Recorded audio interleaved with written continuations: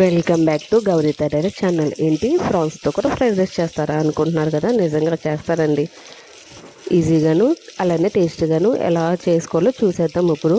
దీనికోసం మనకి మెయిన్ కావాల్సింది వెల్లుల్లి అండి. వెల్లుల్లి ఒక 5-6 తీసుకుని చిన్న ముక్కలుగా కట్ చేసి పెట్టుకుని, అలానే ఉల్లిపాయను కూడా వేసి ఫ్రై చేసేయండి. ఇలా మనం ఎలాగా ఫ్రాన్స్ని అయితే నేను చూపించిన విధంగా కట్ చేసి ఇందులో వేసి ఒకసారి ఫ్రై చేసుకోండి.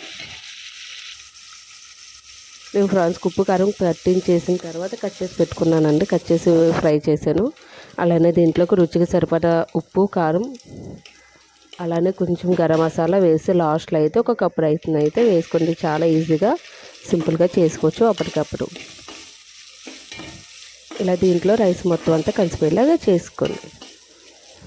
అంతే అండి, చాలా ఈజీగా ఉండే ఫ్రాన్స్ ఫ్రైడ్ రైస్ అయితే ready.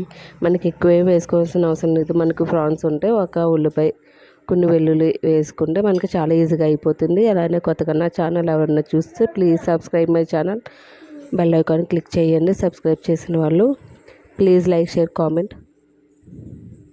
Thank you watching for my video. Enjoy.